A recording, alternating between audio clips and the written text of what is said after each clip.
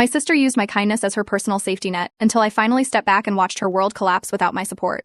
I am a 34-year-old woman, and for as long as I can remember, my family treated me as the built-in safety net for my younger sister Hannah. Growing up, our parents, Margaret and Robert, handled us like two different versions of a problem. They leaned on me for anything practical, even simple things like organizing school forms or arranging appointments, while talking about Hannah as someone who just needs more support. Nothing was ever said directly, but there was always an invisible script that I was the one who could handle anything, and Hannah was the one who drifted from one thing to another. When we were teenagers, Hannah forgot an entire school project until the night before it was due. She walked into my room holding an empty poster board and asked if I had time.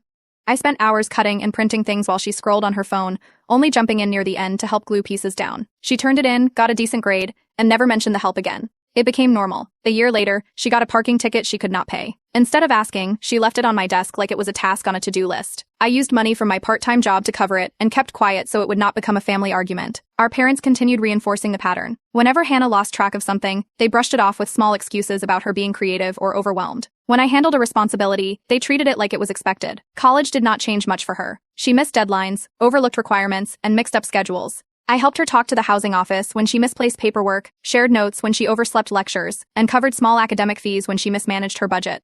Every time I stepped in, the fallout disappeared, and life moved on without her facing the full consequences. After graduation, Hannah wanted an apartment she did not qualify for. Her income was unstable, and our parents refused to co-sign. She came to me instead. I believed that having her own place would finally give her a reason to manage her life better, so I signed the lease with her. Within months, she was paying rent late, blaming clients, late invoices, or sudden emergencies. I covered the missing amounts to protect my credit, and she treated each rescue like a temporary fix she never needed to prepare for. During that time, I built my own life. Steady operations job, marriage to my husband Ethan, buying a small townhouse, while Hannah drifted between internships and short-term gigs that never lasted long. She often asked for rides, dropped her dog at our place with vague pickup times, and started using our laundry room like a public service.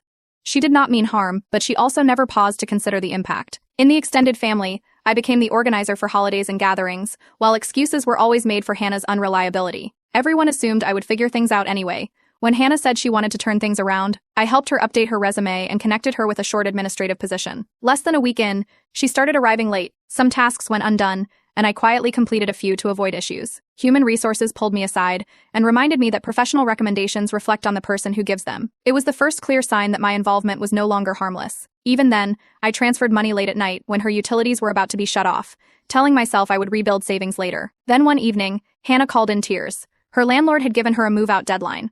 She had no housing lined up. She did not ask a question. She simply paused long enough for me to fill the silence the way I always had. And that moment was the real beginning of everything that followed. I went to Hannah's apartment the next morning to see what was going on, and found a stack of unopened envelopes on her kitchen counter. The dates showed she was 3 months behind on rent, and the final notice was folded under a pile of takeout menus. She mentioned a project she was sure would pick up soon, but nothing concrete was written down anywhere. Her landlord stood in the doorway explaining the move-out deadline, and the way Hannah kept glancing at me made it clear she had expected me to take over. At home, I went over everything with my husband Ethan. He remembered the late-night pickups, the last-minute emergencies, the dropped commitments from before.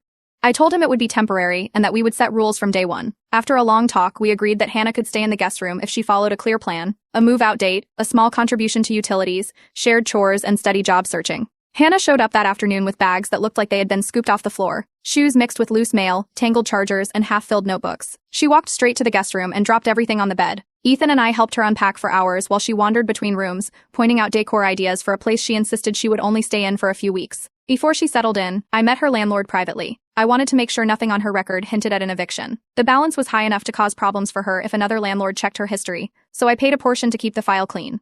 The landlord adjusted the notes, and Hannah's record stayed intact. Our parents, Margaret and Robert, called later and praised me for stepping up. They talked about how family looks out for each other but never mentioned what it meant for my home, my budget, or my schedule. They treated my involvement like an automatic response, the same way they always had. Within days, Hannah's belongings spread across every shared space. Hair products lined the bathroom counter, her makeup bag sat on the dining table, and a pile of scarves and notebooks gathered near the entryway bench. I added her groceries to my weekly list, but she began placing premium items in the cart that she promised she would cover soon. Chores slipped almost immediately. She washed dishes sometimes, folded laundry half the time, and left the trash bag tied but sitting next to the bin. When Ethan pointed out how quickly things were getting uneven, I created a simple spreadsheet for her job search and a weekly schedule to keep things organized.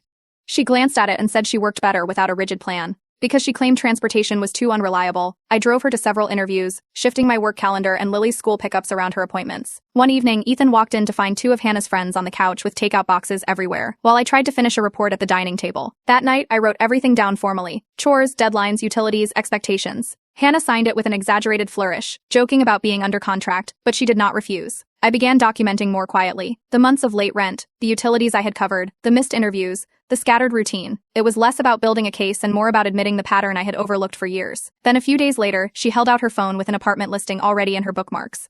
She tapped the screen and said it would be perfect if I co-signed just for the first year, the same way I had before. Ethan looked at me from across the room, and the concern on his face said everything. The next morning, I sat with Hannah at the dining table and laid things out clearly. I told her I would help her search, help her organize paperwork, and even go with her to viewings, but I would not co-sign anything again. For the first time in years, the answer was not automatically yes. She pushed the apartment listing toward me again and waited, but I repeated the boundary. Her expression tightened, and she gathered her things without another word. 2 days later, Margaret called. She launched straight into details about Hannah being stuck and unable to find anything without support. Every line matched the way Hannah had framed it at home. It was clear the story had spread before any real steps had even been taken. I explained the situation from the start. Late rent, ignored notices, the help already given, and the written expectations Hannah was living under. Margaret paused for a long time, and then shifted the conversation to Hannah's stress, leaving out everything else. I kept my offer of structured help. I drove Hannah to a viewing across town. When we arrived, the leasing agent looked down at his tablet and asked if I had my identification ready. My name was listed as the second applicant. I had never filled anything out. I asked him to remove me from the application immediately. Hannah stood off to the side with crossed arms, muttering about how this made everything harder. The agent edited the file while I waited, and then we finished the tour in silence. At home, I explained the situation to Ethan.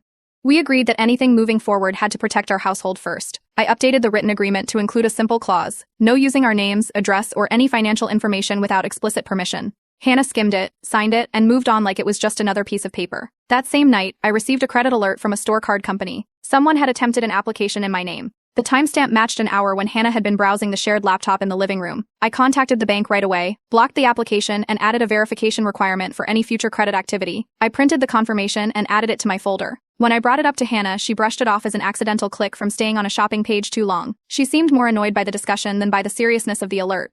A few days later, I found cardboard boxes stacked neatly in our garage. I opened one and saw equipment belonging to someone I did not recognize. Hannah explained that a person she met through a project needed temporary storage and that we had space. I told her the boxes had to be removed by the weekend and reminded her that shared areas were not available for outside use. I started noticing how Hannah's habits were rubbing off on Lily. She repeated things like, "We can't plan dinner yet because Hannah might need the car." Small comments that showed how easily Hannah's needs were shifting our household rhythm. Hannah canceled another interview she had asked me to drive her to. I had already rearranged my work schedule and Lily's pickup time. That evening, Ethan and I sat at the dining table with the written agreement, the receipts, the credit alerts, and the list of missed responsibilities.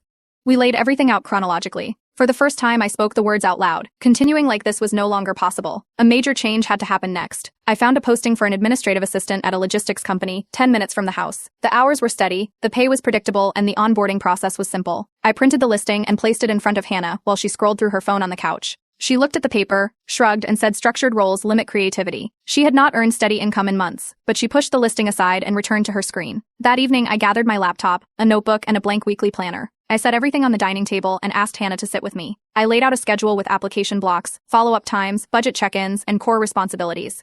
She picked up a pen and began doodling flowers along the edge of the page while I mapped out each day. By the time the schedule was finished, she had not written a single task. The logistics company still called her for a phone interview. She agreed to it and put the time in her phone. On the morning of the interview, I walked past her door and saw no light under it. She overslept by almost an hour, missing the call. I spent the next 30 minutes rearranging Lily's school drop-off and pushing 2 meetings back so I could help cover the morning chaos. Later, Hannah made a comment implying I should have checked to see if she was awake. The next week looked like the weeks before. Laundry baskets stayed full. The trash overflowed until I took it out myself. Dishes remained in the sink until the smell pushed me to wash them late at night. Ethan whispered that the house was slowly revolving around Hannah instead of the people who lived there before she arrived. During a budget review, I noticed how much of our monthly expenses were now tied to Hannah. Extra groceries, transportation, utilities, supplies. The number was far higher than I expected when we first offered her the guest room. Then Hannah found a receptionist job at a small photography studio. It was part-time but steady enough to give her structure. On the first day, I drove her across town. The parking lot was crowded, and she waved as she headed inside. For a moment, it felt like progress. 2 weeks later, she began missing shifts. She blamed burnout, but a friend mentioned seeing her at a cafe with 2 people she called her podcast team, sharing ideas during the hours she was scheduled to be at work. Another friend laughed while telling me that Hannah had joked about taking the job only to satisfy her older sister. One afternoon, I went to the garage to grab a storage bin. I found a photo backdrop clipped to metal stands and lighting equipment arranged on the floor. Someone Hannah knew had set it up without asking. I unplugged the lights and pushed everything to the side so I could walk through. That night, Ethan and I sat with Hannah in the living room. We explained that shared areas could not be used by guests without permission, and that household responsibilities had to be completed regularly. For the next 3 days, she tried, waking early, loading the dishwasher, attending a few commitments. On the fourth morning, her door stayed closed until almost noon. At the dining table that evening, I pulled out a sheet of paper and wrote a clear 6-week move-out deadline. I placed it in the household folder where she would see it the next morning. The pattern was not going to break on its own. I placed the 6-week move-out deadline on the kitchen table during breakfast. Hannah read the date twice, then looked around the room as if waiting for someone to explain it differently. She asked how I could expect her to leave with nothing lined up. I went over the written agreement she had signed, the missed interviews, the growing list of responsibilities pushed aside, and the increasing strain on the house. She tried negotiating, lower rent, a few extra months, converting the attic into a workspace, but I repeated the same answer. The deadline stood. 3 days later, our parents showed up without warning. Margaret held her purse like she arrived for an emergency. Hannah stood behind them, arms folded, eyes red. She had told them she was being forced out suddenly. I brought out the folder of documentation, the original agreement, the updated rules, the written warnings, the credit alert, the missed shifts, the notes on household disruptions. Margaret and Robert went silent as they read through everything. They had never seen the full picture in one place. For once, they did not defend her. A family dinner followed that weekend. The air around the table was tight. Hannah made several pointed comments about loyalty and how some people forget where they came from. Nobody responded. Even relatives who usually soften things kept quiet. The receptionist's job ended soon after the dinner. The studio manager emailed that she had stopped showing up. She walked through our door that afternoon carrying a box of desk items, talking about how the job did not recognize her talents. The box sat in the hallway for 3 days. A week later, her car broke down in the grocery store parking lot. The mechanic's report listed issues from long-term neglect. Hannah urged me to help with repair costs so she could chase better opportunities. I told her I could not take on more financial strain. She spent the next 2 nights hunched over her laptop, scrolling rental sites, realizing most places required deposits, references, and proof of income she could not provide. One of her closest friends called me privately. Months earlier, that friend had offered Hannah a temporary stay if she ever needed it. Now, after seeing how Hannah handled responsibilities, she retracted the offer. She explained that past experiences made her cautious about living with Hannah again. The following 2 weeks were a cycle. Some mornings she woke early and talked about fresh starts. Some days she shut herself in the guest room. Other times she wandered the house making promises about routines she never started. One night around midnight, Ethan and I woke to clattering in the kitchen. Hannah had brought 2 acquaintances over to cook a full meal. Pots, pans, and containers covered every surface. The noise woke our baby. Ethan stood in the hallway until the guests left, and later he said the deadline could not move again. The next morning, I printed a reminder of the move-out date and taped it to the guest room door. It was direct, impossible to miss. The deadline crept closer. Hannah still had nothing secure. For the first time, I did not rush to shield her from the fallout. I stepped back and let the timeline stand exactly where it was. The final week before the move-out date arrived, and Hannah's room still looked the same as it had the month before. Clothes on the floor, unopened mail in a pile, half-filled boxes stacked unevenly near the window. She moved between them slowly, picking things up, setting them down, mumbling about not knowing what to keep. I brought in empty bins and trash bags and started sorting with her. We made piles, essentials, donation, storage. She kept pulling items back from the donation pile, saying each one was tied to a future plan she had not started yet. Her car was still sitting in our driveway, unmoved since the breakdown. She asked if she could leave it there until she figured out repairs, but the neighborhood rules were strict, and Ethan needed the driveway clear for work equipment. I explained the situation, and she called a towing service to move it to a nearby storage lot. She rented a small storage unit and managed to get half her belongings inside with help from a friend. The friend left early, leaving the last few boxes for me and Ethan to load, so the facility would not close. Hannah followed behind us, tapping on her phone to look up shared housing listings while we slid boxes into the unit. The day before she had to leave, she spent hours sending messages to potential housemates. Most did not respond. The few who did requested proof of income or references. She had neither. She stood in the hallway holding her phone like she expected something else to appear on the screen. Move-out morning came. Hannah stood by the door next to 2 suitcases and 1 plastic bin. She asked if the date could be pushed back until she secured something more stable. I pointed to the written reminders and explained that the plan had already been stretched as far as possible. She nodded slowly, then stepped outside as a friend from across town pulled up to pick her up. She would be staying on that friend's small apartment couch for a little while. After she left, the house felt still. I opened the windows in the guest room, stripped the bedding, and put the space back together. Ethan vacuumed and wiped the surfaces. By the evening, the room looked like it had before she ever moved in.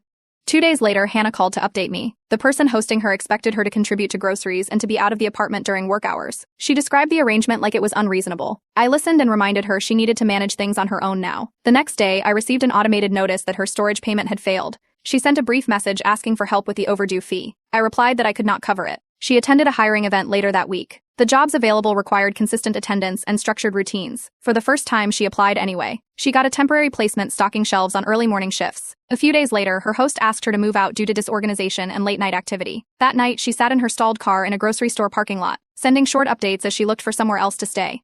I responded when necessary, but did not reopen the door. The next morning, her messages changed. She asked for advice instead of rescue. She used direct questions instead of vague hints. It was the first sign that she was facing her situation head-on, not expecting anyone else to step between her and the consequences. For the first time, real movement was starting. Not from me pulling her forward, but from her taking steps on her own. Hannah spent the night in her stalled car outside a grocery store. Early the next morning, she contacted a local women's transitional housing program. They placed her on a short wait list and told her to keep her phone charged because openings came with little warning. She wrote the number on a sticky note and kept it in her jacket pocket. Right after that call, she walked to a distribution center that was hiring walk-ins for temporary roles.